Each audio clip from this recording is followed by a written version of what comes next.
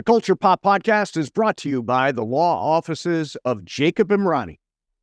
Accident or injury, call Jacob Emrani. Call Jacob. Hey, it's Mase. If you or a friend or loved one is injured in an accident, the first person you should call is my friend Jacob. When I did this, Jacob was great. He helped me by talking through the next steps, which really put my mind at ease. When you're injured in an accident, you got to have an expert. That's why you call Jacob, just like I did. Call Jacob, 844-24-JACOB. That's 844-24-JACOB, or visit calljacob.com. Call Jacob. Hey, everybody. Welcome to the Culture Pop Podcast. I'm Steve Mason, along with Sue 𝐿insky. This is the show where we talk about everything happening in the world of pop culture. Great show today. Brilliant actor Joe Mantegna. He is currently starring in Criminal Minds Evolution on Paramount. Sue Ballou, what's happening? Well, the newest thing that's going on in our house is that we bought a new stove and a microwave. You never had a microwave? No, we bought a new one. A new one. Okay. We bought some new appliances. So Tom is he's so funny. This is like the most mob thing Tom has ever said to me. Okay. So he didn't want to pay for the removal of the old stove. Okay. So I said to him, well, what are you going to do? How are you going to get rid of it? And he said, don't you worry about it. Oh, wow. Don't you worry. Don't you worry about it. I'm going to take care of it. And I looked at him and I said, what are you? Tony Soprano? What are you, John Gotti? Yeah, right. Yeah, that's so funny. I just got back from Hawaii, and the weirdest thing, we never fly business class or first class. We always fly coach. I'm not a big believer in business class. It's Why? only 5 hours to Hawaii because it's too expensive. I'll be honest. It's more than I feel comfortable spending. But we always get on the waiting list with miles to get up there if there is an open seat. And so very tricky. We got one. So I argued with Juan and said, you take the seat. This is your seat. Please take this seat. He refused. So I had a choice. Either take the seat or sit back and coach. What do you think I did? You sat back and coached with Juan. No, I didn't. I sat in business. Yeah. Was he upset? No, he wanted me to take it. Oh, okay. It was all, you take it, you take it, you take it. It's not like he's still griping about it or anything. But the one thing I noticed is, first of all, business class is way overrated. All you get is a slightly bigger seat. They brought out the food, and it was like this chicken teriyaki thing with some rice and a salad, and I picked around on it a little bit, but didn't eat much of it. And I thought to myself, you know what? If I was served this in a restaurant, I would send it back immediately, and I would never go to that restaurant again. Airplane food is not a bulletin. It's awful. So do you get the same food that you would have gotten if you were in first class? No. Well, it's business. There was no first class. That was the top of the top level. So there was no first class. But yeah, no, and all I wanted was Pringles and a hamburger, but those were back in coach. So there was no first class on the flight at all. It was just business and coach. Yeah, business and coach. Oh, I've never heard that before. So the business is basically functioning as first class, right? Oh, but not really. Maybe the hell it was first. I don't know. Yeah. Fucking no.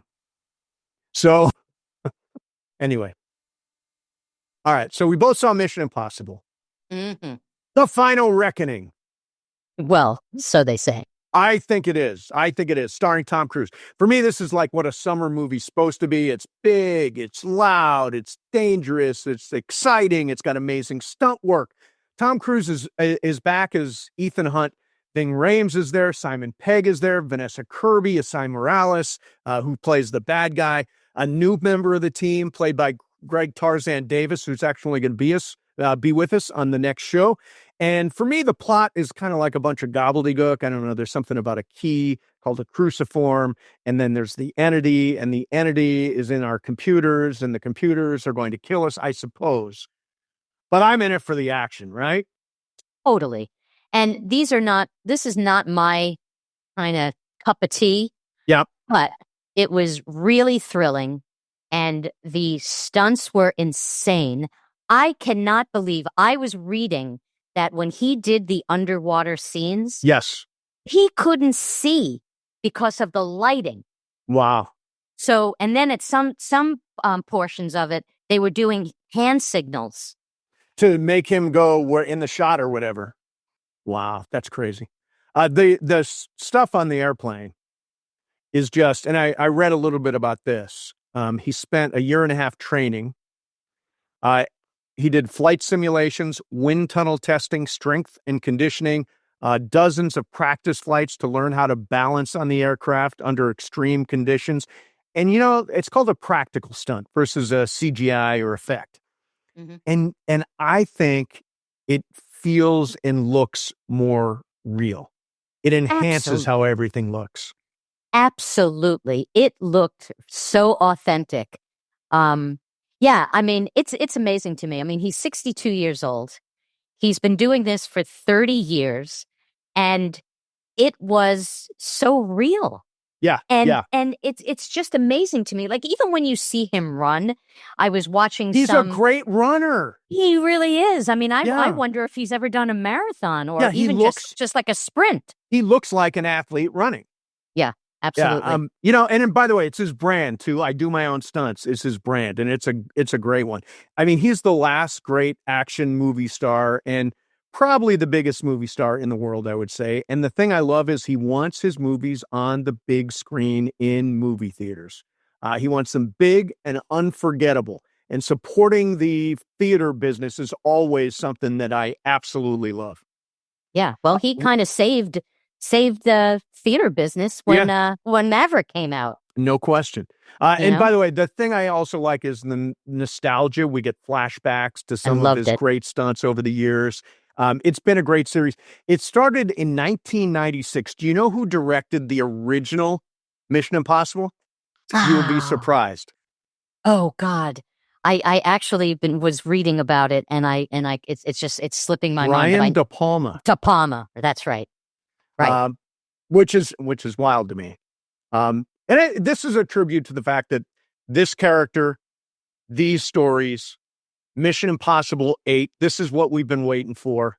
Did $77 million on opening weekend, worldwide hit. I'm just really happy that it was such a big Memorial Day weekend. That Lilo and Stitch. Lilo and Stitch, yeah. Lilo and Stitch. I don't know. I don't know. I've heard it both ways. Who knows? Yeah, I don't know either, but apparently $180 million worth of people went there to see it, which is crazy. So it was a really good Memorial Day weekend for the movie business. So I was happy about that. All right, so Mission Impossible, The Final Reckoning. I think it will be the final one. You think there's still a sliver of hope that he might do another? Well, it's kind of left with the fact that, he's in control of the entity now. Yeah. It's like, aren't there going to be people out there that are going to want to get it from him? So it feels like, even like when they all met at the end of the film, it was like a superhero kind of ending. Everybody nods to each other. Everybody kind of gives a nod. And it kind of, for me, left it with, maybe we haven't seen the last of this. So I don't know if you saw this today. This just came out today. But Tom Cruise and Christopher McQuarrie, who's the director of Mission Impossible 8, are thinking about a spinoff of the movie Tropic Thunder. Did you ever see the wildly offensive Tropic Thunder? It was hilarious. Okay.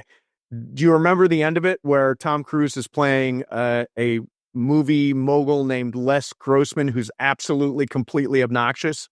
Right. They want to make that into a movie. They want to take the Les Grossman character and make a movie out of that, which I think would be a total departure for Cruise. A flat-out comedy, but I think he'd be fantastic. And it is a wild character, modeled, I think, after Harvey Weinstein. I think. Oh. Huh. Obnoxious. Okay. Obnoxious. Yeah. It should be called Grossman. Grossman is a great name. All right, so season 2 of The Last of Us has aired. Second part of the season after the tragic death of Joel, which I still cannot believe. This was about Ellie's revenge against Abby, who tortured and killed Joel. They get to Seattle, find Abby, and we're left with, I mean, if you haven't seen this, I mean, we're going to tell you what happens. It's the last scene is Abby pointing a gun at Ellie, and then it goes dark, and then you hear a bang. Well, Ellie can't die because they can't kill off both main characters. That would be amazing, right? Even when Ellie was caught by the scars and she's in a noose, and it's like, something's going to happen because there's no way in the world she's going to die. My issue sometimes with this show, and it was even in Mission Impossible too, when characters are called upon to do something so out of their realm, like in Pursuit of Abby, Ellie finds Mel and Owen, who were part of Abby's camp. Yep. And so she's trying to find out where Abby is, and she points a gun and she shoots. I guess the bullet richeted and hit Mel. I think it was like a through and through. I think it went through him and hit Mel and went into her. Okay, so Mel is lying on the ground, and then it's revealed that she's pregnant, ironically, because Dina's pregnant. So okay, good story. And then, as she's dying, she asks Ellie to cut her open so she can save the baby. Save the baby, right. Because Mel was shot in the throat, so she was going to be a goner no matter what. Exactly. And I'm thinking, and Ellie's like, I can't do this. I don't know how to do this. And I'm like, I remember during the pandemic, Tom asked me to cut his hair. And I'm like, I'm not a hairdresser. Yeah, I don't know how to cut hair. There's no way in the world I'm cutting your hair. Okay. Yeah. That's it. And when we were working together on the radio show in New York, I don't know if you remember this, but I had surgery in my wrist. I had a cyst removed from my wrist. Okay. And I got 10 stitches. Yep. And I went back to LA for a weekend, and during that time the stitches were supposed to come out, but my doctor was in New York. Okay. And we talked over the phone, and he talked me through taking the stitches. At first I was like, God. I'm like, I'm not a doctor. I'm not operating on myself. You're telling me how to take the stitches out. So that situation, to me, it just gets a little crazy. But doesn't it add credibility that she can't do it, doesn't know how to do it, doesn't try to do it? No, I know. If she had delivered the baby, I would have said, oh, come on. But the baby died with the mom. No, I know. It's just always funny to me when characters are called upon to do things that are just so ridiculous. Yeah. Now, I will say that scene was the most powerful scene of the episode. Because remember, Joel killed everybody at the Fireflies complex last season. And by the way, and she knew about it and tells Dina that she knew about. And I think that really puts something between them in their relationship. Like, I don't know that their relationship can survive that piece of information, that Ellie knew what Joel did. But that scene in the aquarium where Mel is shot, you can tell that Ellie is thinking about Dina and her baby. Oh, absolutely. And thinking, oh my God, look what I've done. Look where I've gone. Look what I've done with my life and where I am right now. And she just breaks down. Right. And I think that is like the emotional high point for Ellie. Not, I guess, low point for Ellie. Played by Bella Ramsey in that show. Her low point was when Mel was shot and lost her baby, I think. Oh, yeah. And look, it's coming on the heels of the scene prior with Jessie when she wanted to save some, I don't even know where that guy. A scar. So she wanted to save a scar, and Jessie was like, no, we can't, we got to go. Yep. And it was all that talk about community, and you only think about yourself, and they were having this whole thing, and then she ends up killing someone who was pregnant and kill somebody else. And by the way, and actually they were just collateral damage. I mean, she didn't want to kill them. No. By the way, Jesse, super nice guy, right? It was laid out how he always does the right thing and total hero, and they exchange a really nice scene together, Bella Ramsey, and I don't know the actor who plays Jesse. But then they get all of a sudden ambushed, and Jesse runs to go through that and immediately gets shot. It's like he has this really nice scene, and you're like, I really like Jesse. Bam, he's gone. Right. Yeah. And this was after he revealed that he really wasn't in love with Tina anymore, and he was going to be a dad. Yeah. So that's interesting, I think. And then let me see. I got notes here. Jesse always does the right thing, baby. Okay. So we get to the end of the episode. I know because I've read about the game, and Right. it follows the video game, The Last of Us. Exactly. Right. So the last scene, Abby says, "I let you live and you wasted it." She raises her gun. It goes to black. We hear a shot. Suddenly, we're with Abby now at her team, I guess the WLF, their big stadium with all their stuff. And do you know what happens? The whole story becomes Her story. Her story. Abby's story. It becomes Abby's story. Right. And so season 3 there's going to be a cliffhanger because at least a few episodes are going to be from Abby's perspective. But ultimately, I assume we're going to find out what happened between Abby and Ellie and whether or not she actually shot her and all that stuff.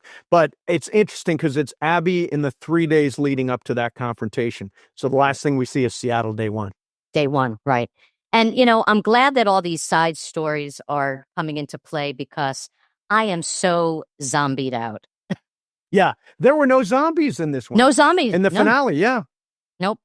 I was expecting a big zombie attack. And I didn't miss it at all. I'm like, it's a nice departure for what else that is compelling going on, Yeah. And it's about, I try to explain this to people who's like, I won't watch a zombie show. It's not about the zombies. It's about the relationship to these people and how they react to them, both individually and, as Jesse would say, as communities. And so it's not about the zombies. If you haven't watched this show, check it out. Don't be put off by zombies because it's a great relationship, emotional drama. So, although if you're watching this, you probably know what happened and Joel died and all that stuff. Yeah, but I know people that don't like gory stuff, so they would never watch the show. Right. Even if it was explained to them the way you just explained it, like the deeper meaning of the show, they just won't watch it because the gore would just get in the way. Yeah, it's got that to it. Although I converted a few people to watch Game of Thrones, yeah. And they're like, I don't do dragons. It's like, I don't know, do these dragons. Well, dragons are different than the violence that ensued in that series. True. It was really, really brutal. Like my sister-in-law, I can't pitch any kind of show that has any kind, like even like Mobland, Are you watching Mobland? Yes, it's so Is it good? Yeah. It's so good. Tom Hardy is phenomenal. Who else is it? Pierce Brosnan and Helen Mirren. Oh, yeah, Helen Mirren. Yeah, Wow. yeah, That's it's legit. really, really good. Really good. I'm watching one now called Sirens. Have you checked that out? I haven't, but there's a show that Carol Leifer's been like hosting all the, just crazy about. Yeah. It's called Overcompensating. Overcompensating? You know about it? No. It takes place in it's about college kids, and it's on Netflix, and she said that it is hilarious. Okay. It's on Netflix. So I want to start watching. No. I think it's on Prime. It's on Prime. Okay. Yeah, Sirens is Julianne Moore, by the way. Oh, in one of her super creepiest roles ever. It's good. Okay. It's good. All right. Listen, we're going to get to our guest here. If you're watching on YouTube, hit the like button. Subscribe to the channel. Leave us a comment, a review, a show idea. Do it right down there. If you're listening on Apple or Spotify, subscribe to the show. Big points if you leave us a 5-star rating and a good review. And if you got a friend who would appreciate this show, you know who they are, make sure to tell them. By the way, on TikTok, huge following now on TikTok. All of we call them videograms. All of our videograms are doing super well on there. So if you have found us because of TikTok, thanks very much. And thanks for watching the videograms and all that stuff. We're going to take that route for a while in promoting the show because we're making them a little bit longer. because they play really well on TikTok. Mhm. So I'm excited about that. All right, here we go. Our guest today won the Tony Award for the original Broadway production of Glengarry Glen Ross. Since then, he starred in movies like Godfather 3, House of Games. Let's see, on television, he starred in everything from The Simpsons. He plays Fat Tony, to his current project, Criminal Minds Evolution. So many credits, we can't possibly get to all of them. The great Joe Mantegna joins us. Joe, thank you very much for coming on to the show. Really terrific to talk to you. No, my pleasure. Thank you. It's cool to get to talk to you. We'll talk about Criminal Minds Evolution, which is the new version of Criminal Minds on Paramount Plus. But I want to ask you, as a Catholic kid, as an Italian kid, as a Chicago guy, what did you think when the Pope was named officially? How about that, huh? You know, it was a bit of a shock, especially when you first heard certain words coming out of his mouth, and you could almost hear that trace of that Chicago accent in there. Yeah. The Pope. I mean, I grew up with it. You know, I've been around long enough to see that most of the popes were, you know, a lot of them were Italian. I could relate to that aspect of them. But you know, you never heard much English. You know, that's for sure.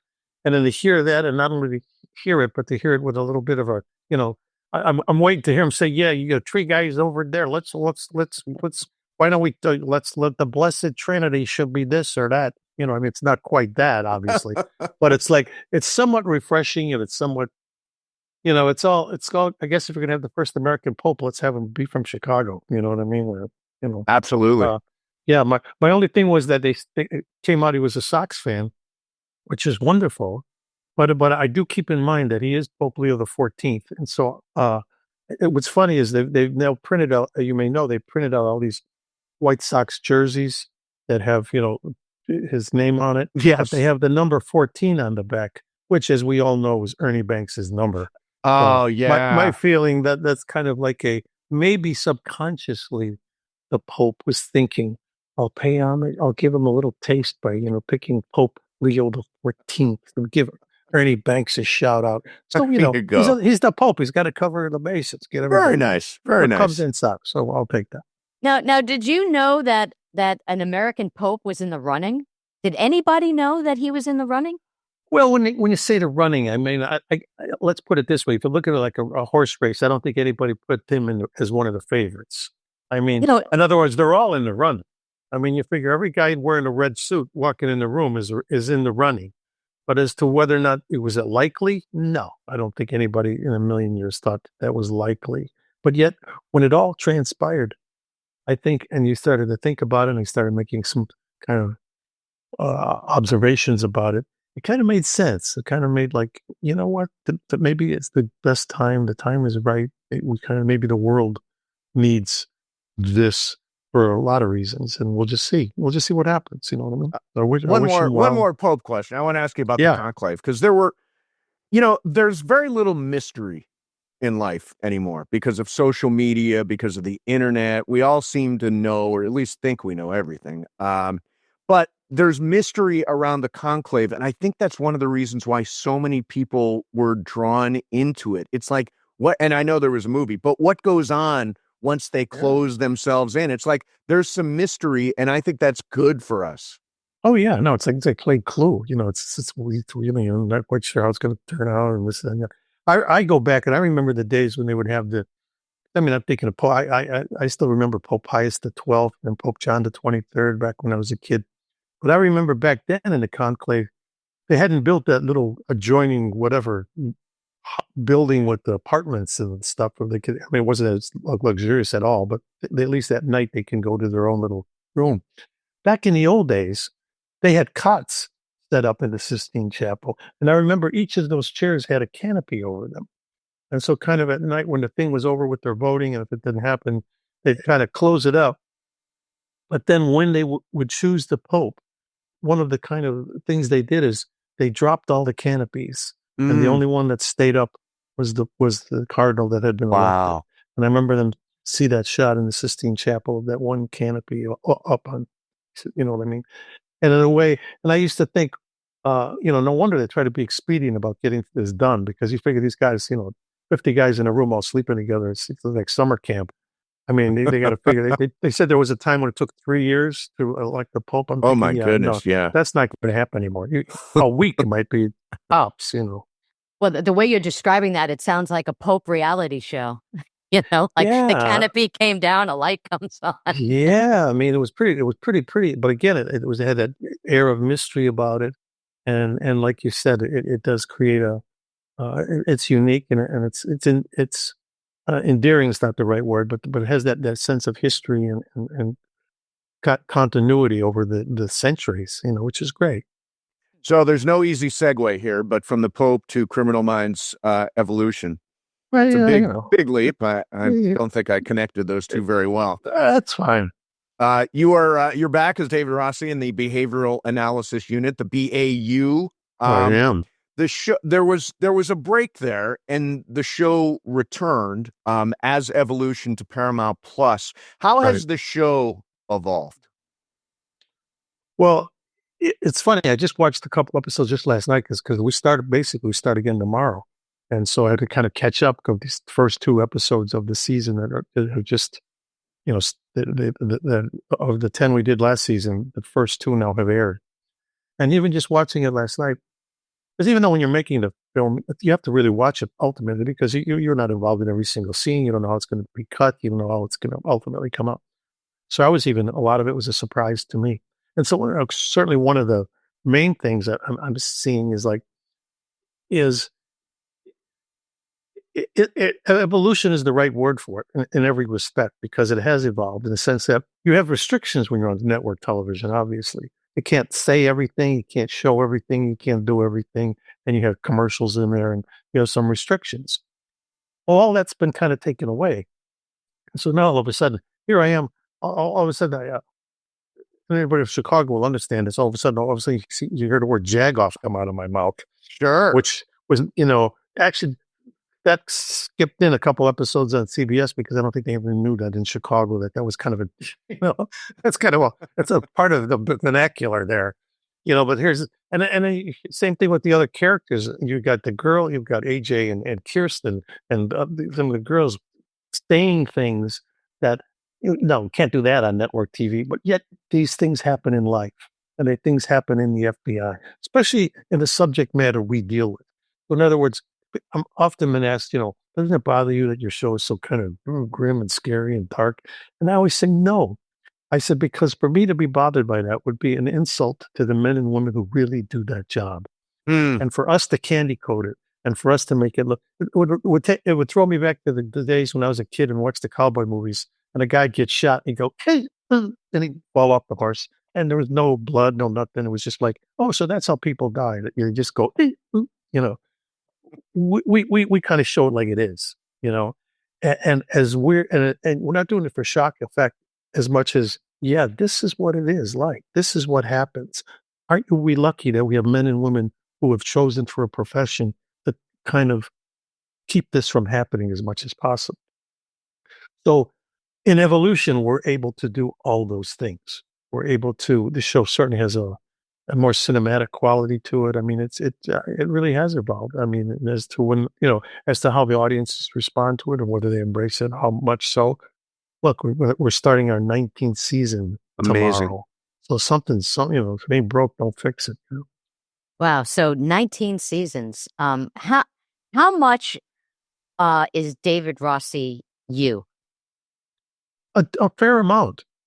And I would say this, when I first, I hadn't done series television really in my career up until, about 15 years ago. In other words, I was doing mainly theater, out of theater. When I did the original production of Glengarry Glen Ross on Broadway and won a Tony Award and the show won a Pulitzer Prize. They're on their 4th, edition, as you well know now, which makes me feel like 𝐈𝐧𝐭𝐞𝐫, like this, I'm that guy. But that changed my life, and that was 1984. So all of a sudden I started, I started getting a lot of movie offers, and I did quite a number of films between 84 into the 90s, into the, early 2000s. And then started doing some series television, like a miniseries. I did like The Last Dawn. I did the Rat stuff on cable, the Rat Pack, things like that. But I was always being offered like these, a series, to do a series. So then when of course, saying all this, I'm forgetting what the question was that leading into this was how much is David Rossi? David Rossi, exactly. So that's where I was getting to. When I did the first series that I kind of agreed to do, was called it was called CBS came to me and said there's a series and I'd been turning down series up to that point because I was not that I had nothing against. My mother watched television. She didn't even know what a movie, she didn't go to movies much. She was in her 90s at the time.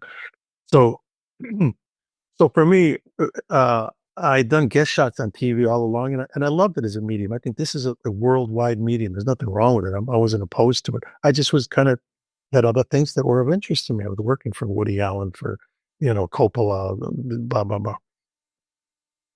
But then I get offered this series that Don Belisario created called First Monday, about the Supreme Court, with James Garner. Oh wow! And James Garner wanted to be the second guy on the show. He didn't want, he was in the 70s at the time. He didn't want to carry a show, and he wanted to be the Chief Justice. And the focus was going to be on the new guy, the new member of the Supreme Court, not Chief Justice. But that Chief Justice was definitely the second part and a major part. And Garner was going to play it. And it was one of those things where when I got the phone call, I'd been offered many series up to that time. I said, you know what? This is the one. The timing was right. My kids were of an age. They were starting to go to high school. They were, I was getting those calls when I'd be on location. Oh, Dad, I wish you'd have been here for the soccer game or that kind of. And I'm thinking, what am I doing? I said, when they were little, we traveled all as a group. We traveled around the world. And of course, my oldest daughter was autism, was important. We all kind of did everything together. So they always went on location with me, my wife and my kids.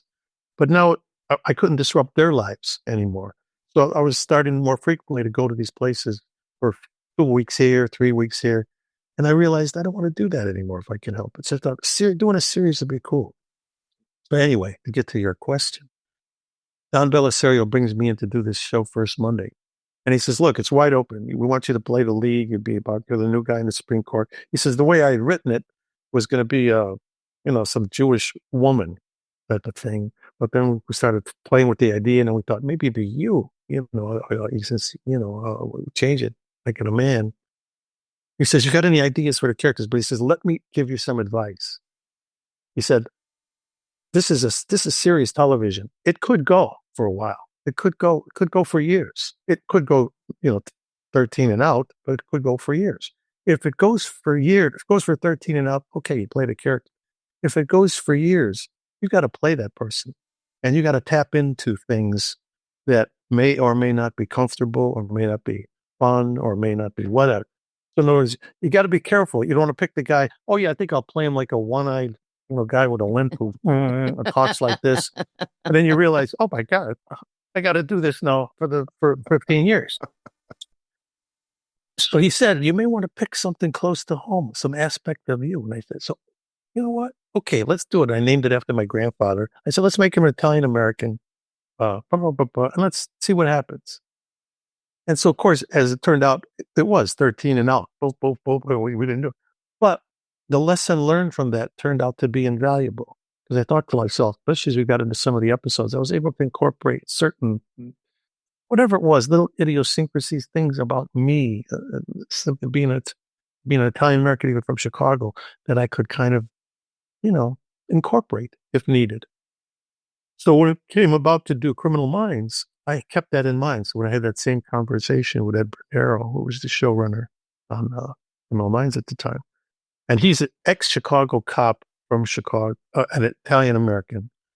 And so when we had our first meeting, I said, when they were interested in me stepping in for Mandy Patinkin, who was also a former Chicago. The only thing, him and Ed Bernero and Mandy were both Sox fans. And I said it to Ed, I said, gee, out of the three things, you're ex-cop from Chicago, Italian, but you're a Sox fan. I said, 2 out of 3 ain't bad. I said, but I love the White Sox, but I am a Cubs fan. But we can get around that.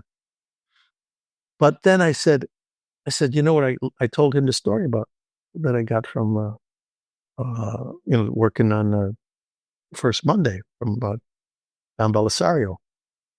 And I said, I'm going to name him David Rossi. And what a lot of people didn't know at the time, found out later, I chose that name because there was a real guy, David Rossi, who was the first person to testify in the O.J. Simpson trial. Oh, wow. He was the watch commander for the LAPD. And the reason I chose it is, as you know, the world, you may have as well, I don't know, world watched that trial. Sure. We watched it every day. Even when I was around location with the movie, I remember people would pull TVs out there in the breaks. But the first guy to testify his name was David Rossi, and he was a captain with it, and he was about ready to retire. And he looked like this. He had gray hair because he was getting ready to retire, and he was the watch commander. All this guy did was he answered the phone at the time because he had already had a career, like 25 years in the police force. His job was to send the detectives to the house, but they put him up first. Well, he was the only cop that testified who came in his dress blue uniform. And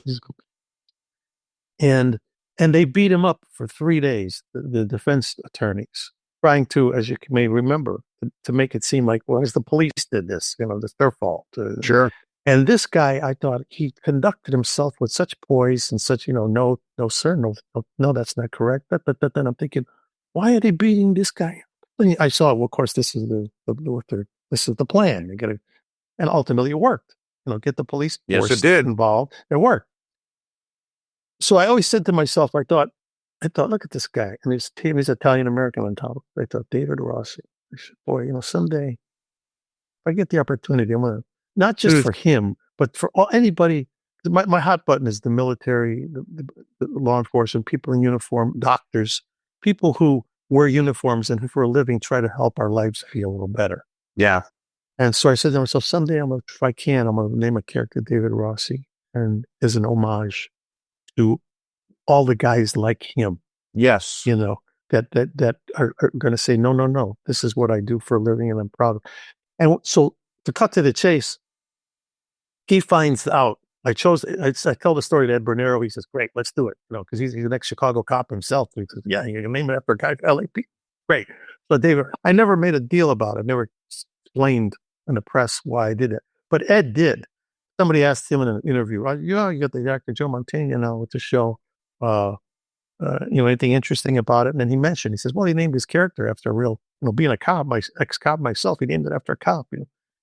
So the real David Rossi heard about this and contacted me and says, through agents and stuff, he says, it came to my attention, you may have, and he's retired now at that point, that you may have named this character after me. I said, well, you know what I did? And I explained just what I said to you.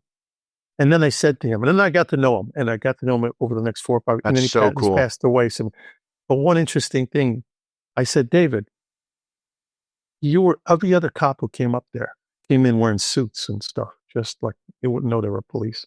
Only you were in uniform. He said, yeah, they asked me, he said, they actually the day before the trial started, all the mucky mucks, all the higher ups, never said, they wanted us all to wear suits because they said, look, they figured the defense is going to try to come after the police. Let's not put it in the public's face, just show that we're just men who work for a living. And he said that morning, so they actually told him, go buy yourself a nice suit and we'll see you in court tomorrow.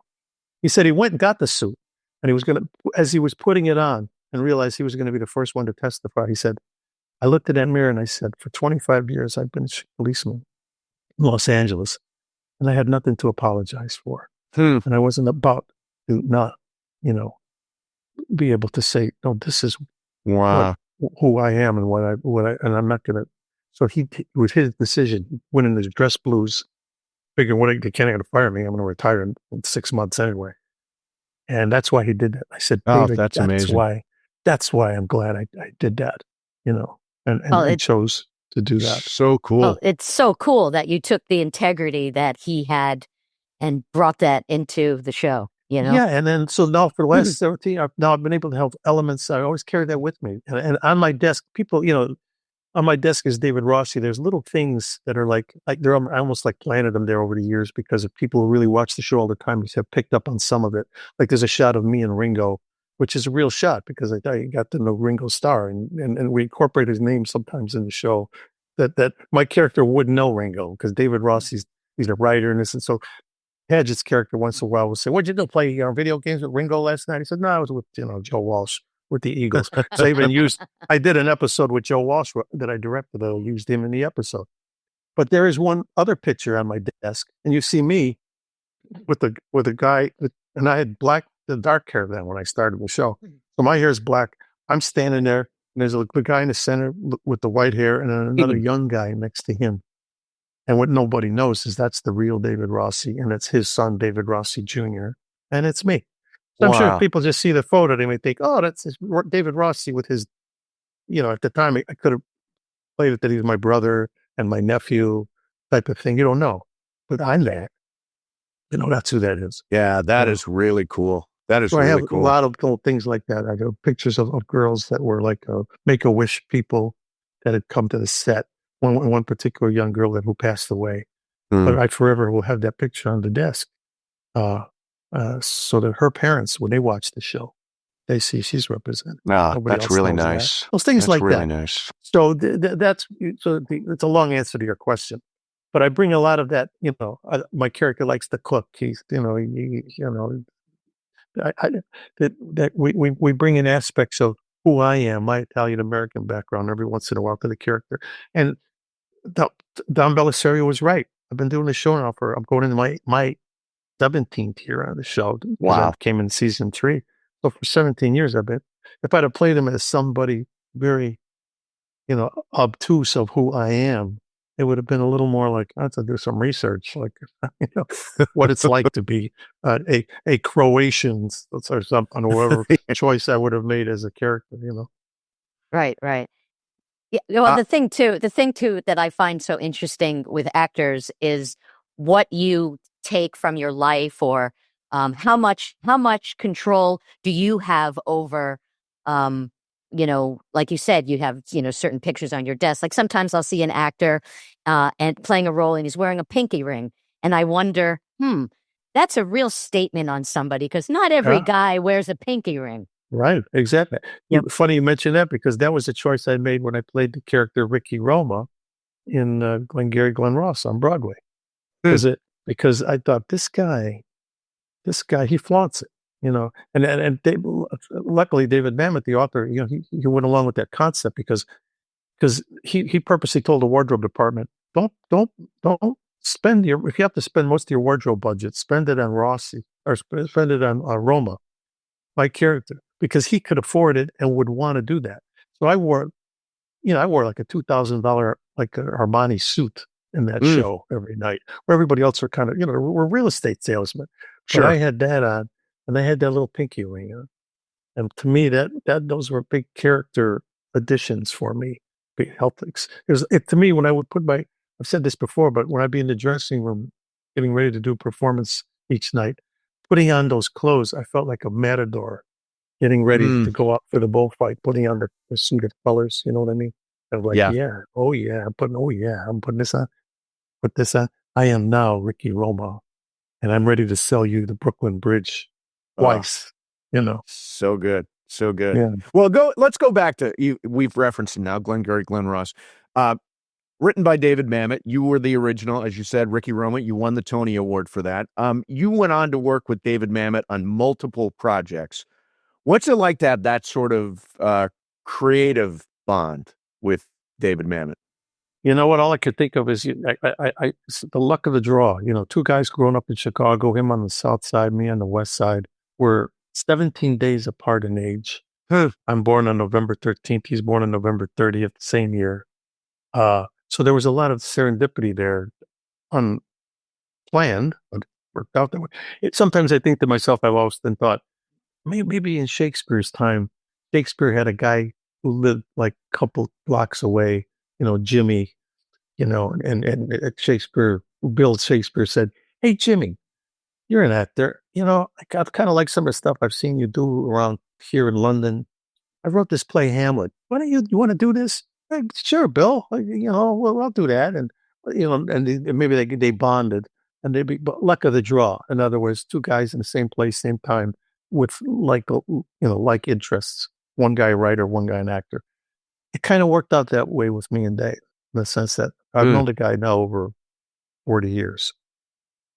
So I think it was just very serendipitous that we were both in the same place at the same time. I was doing what I was doing. He was a struggling playwright at the time. I was working mainly mainly been doing musicals prior to that, but now I was with the group, the Organic Theater Company out of Chicago. I did that for about 5 years. And it was a great company. It was very much like what Steppenwolf is today and these other groups out of Chicago. They, saw some of the work we were doing and singled me out, kind of, we ran into each other once on the street and basically said to me, hey, my name's David Mamet. I'm a playwright and I kind of like what I've seen you do. And maybe someday we can work together. And when I first met him, I was like, yeah, great. And I'm thinking, who's this guy? All right. And of course, one thing led to another and it transpired. And here we are. By the way, my favorite film that you guys did together was House of Games. You, Lindsay Krause, the short con, the long con. I mean, that screenplay is genius. It's held up. I remember, I think it was Danny DeVito. It came out and said that's one of the films he keeps in his trailer all the time when he directs and stuff, because he'll go to it in the sense of like, yeah, this is what I want to put something together. And I remember thinking, at the time, I was a little mystified even making it because they were so convoluted. Because especially in a movie, it's not a play, so you're doing the segments and you're thinking, "Is this all? What is this all? How does this all fit together?" Yeah, is this all fit together? But then I remember after it came out, Siskel and Ebert back in their heyday when they were really on top as terms of critics in the country. They both kind of did a thing at the end of the year, and they basically came up with and actually it was the end of the decade. And they came up with a thing of what their favorite films were, and they both said that was one of the top 10 films of the decade. They felt, wow, and for guys like that to have that kind of, and even Siskel, I remember him in his thing basically saying, yeah, the first part of the movie I thought, oh, this is bullshit. This is what this is. He figures this is I've got this figured out. This is, and then. Oh, maybe I don't. and then it was like, oh, well, so if you get taken, fool me once, fool me twice, that whole kind of thing. So, yeah, and it's held up. And I mean, even internationally, I know I was doing a movie in France, must have been, 15 years after we made that movie. And they were running House of Games in movie theaters. And it's called, and the title over there, it's called Engrenage, which in French kind of means kind of a mix-up or something like that. Right, kind right. of a play on House of Games, or like a puzzle.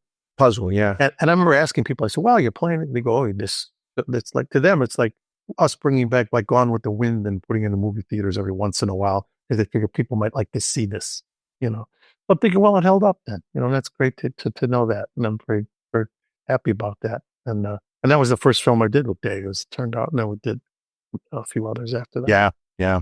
Mamet has a very specific style of writing, which they call Mamet speak. Oh, without question. So, that rapid fire, it's cynical. You're doing it right now. Exactly. The pauses. Yeah. The pauses and a certain type of, the jargon. When you first read a script from him, was it like, whoa, like this is different than anything I've ever done before? And was it hard to do? You know what? Or liberating? It is. His scripts are very hard to do at least in terms of memorization and all. It's like doing Shakespeare.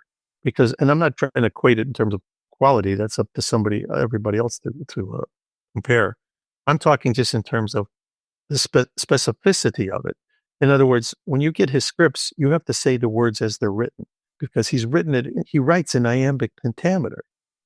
People may not be aware of that, but he does. So it's not like you don't riff on it. Some playwrights will let you do, even Woody Allen, even Coppola, when I've done script, or worked for them, Barry Levinson. They let you sometimes, fiddle with the lines, add something, take something out, and if it works, it works. That doesn't work with Dave, because, or at least he has to be involved in that. If you have a suggestion, he may take it, but then you'll see him with his pencil go, it's got to fit that rhythm. It's got to be in that music. You know what I mean? So that as a sense of difficulty unto itself. However, I think hopefully, I'd like to think the advantage I had being, like I said, growing up in Chicago at the same time as the guy, he spoke in a language I kind of understood. He spoke I got it. And you think so much of literature, so many, especially in theater, so much of it is emanated out of New York, out of England, out of other places, even the South, Tennessee Williams. Now here's a guy who's Southside Chicago. And so the thoughts that are coming out of his head, even in his verbiage, is not that strange to me. It's still not easy to kind of memorize, as I said. But once I get it, I feel like, yeah, this he speaks the language I am familiar with. I think. And so it's kind of freeing, and I understood, especially when I would work with actors who didn't have that kind of background, and they would say to me, "Like, this stuff is crazy, isn't it?" And I say, "Well, yeah." But then you could even see it in his casting. He'd cast guys like a Jack Wallace or J.J. Johnston. You're talking about guys who had, they'd been in prison. These were guys that were like, I mean, they weren't dangerous guys at all, but they were like low level, back in the 50s type of, breaking and entering guys, hold up guys. But they spoke in the language of the kind of characters they wrote about. Yeah. Yeah. And so I thought to myself, wow, this guy, in some ways, his stuff is very, kind of esoteric and this, that, and the other. But on the other hand, he speaks like, you go in a prison yard at Stateville, maybe down in Joliet, and you'll find guys that actually talk Mamet speak pretty well. Right. But even like in the film, casting someone like Jack Lemmon was so perfect because he has that built in the cadence. Right. Yeah, And he's also Lemon's such a brilliant actor, so he would have got it even if he wouldn't have done that. But you're right. You're absolutely right. So I want to finish up with Criminal Minds Evolution. This season of the show, I think, taps into its systematic conspiracies and mass psychologies, and a lot of it sort of reflects the cultural fears that we have right now. Do you see that? Yeah, I do. I mean, I do. I mean, because first of all, we're in a society and a world that, I'm playing catch up. Like, just the fact that we're able to do this Zoom and I'm able to do it amazes me, because it's like a learning. Thank God I have a daughter who's like, Dad, this is how you do this stuff. I mean, so much of it is already way past me, and I know it's too late for me to even, you know what I mean? I don't go on social media. My daughter runs it, but I don't look at it. I don't even know what's out there. She'll take the material and put it out there because it's important to do that. I get that. And I know it's not going to go away. It's only going to become compounded. Yes. But I'm not going to be a participant. It's just, that's fine. I'm going to just. By the way, I don't think any good comes from it.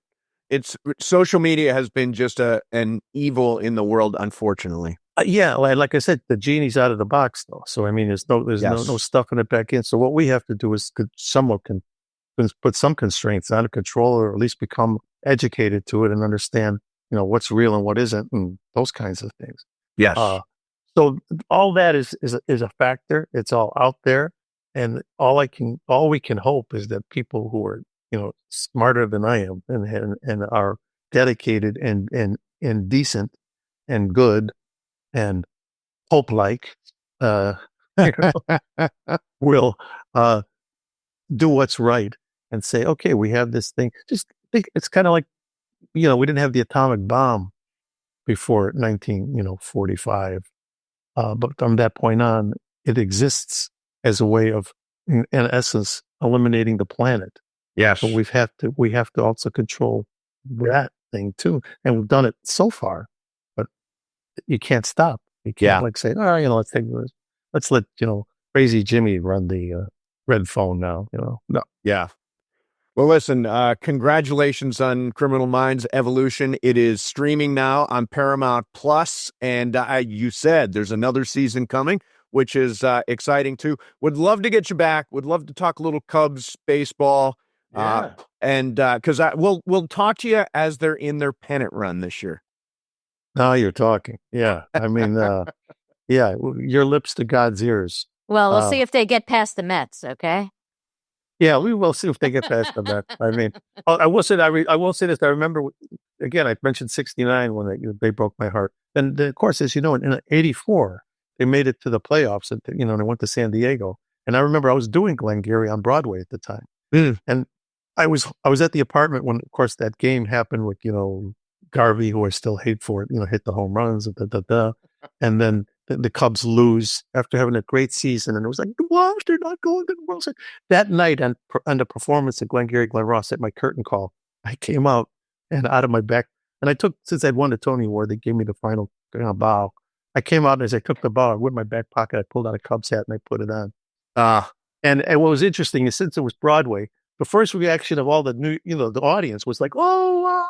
And then all of a sudden they realized, no, wait a minute, he's a Cub fan. Whoa! Boo! Exactly. There's mostly Yankees and Mets fans out there, so that's fine.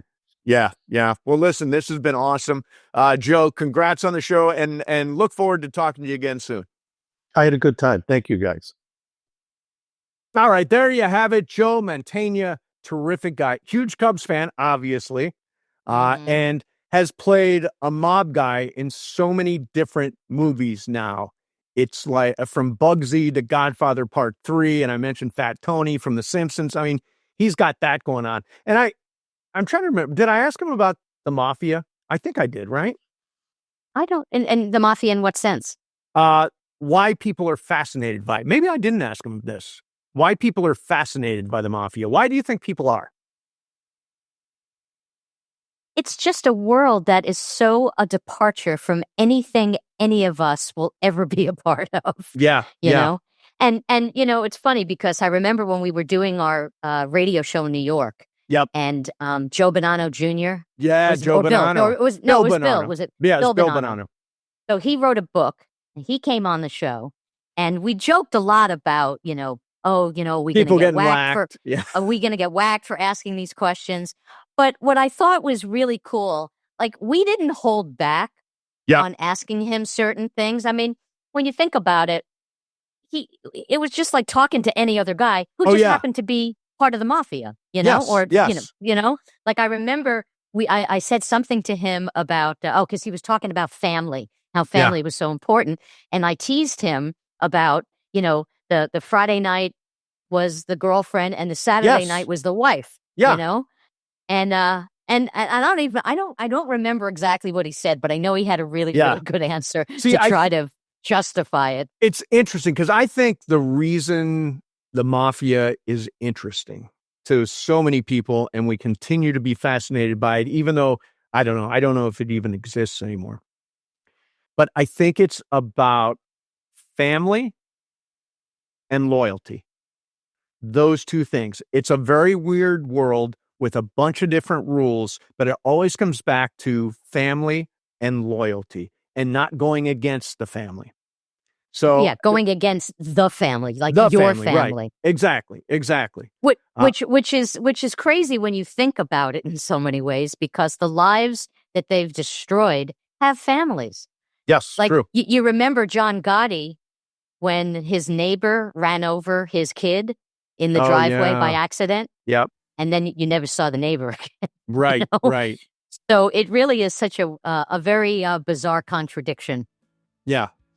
Well, there you have it. There is a big, wide-ranging show, everything from Mission Impossible: Final Reckoning to The Last of Us to Joe Mantegna and Criminal Minds. I mean, great show. You're lucky we're doing this. Yeah, very lucky. It's a good show. All right. Thank you very much for watching. Thank you very much for listening. We appreciate you. And we will see you next time on the Culture Pop Podcast.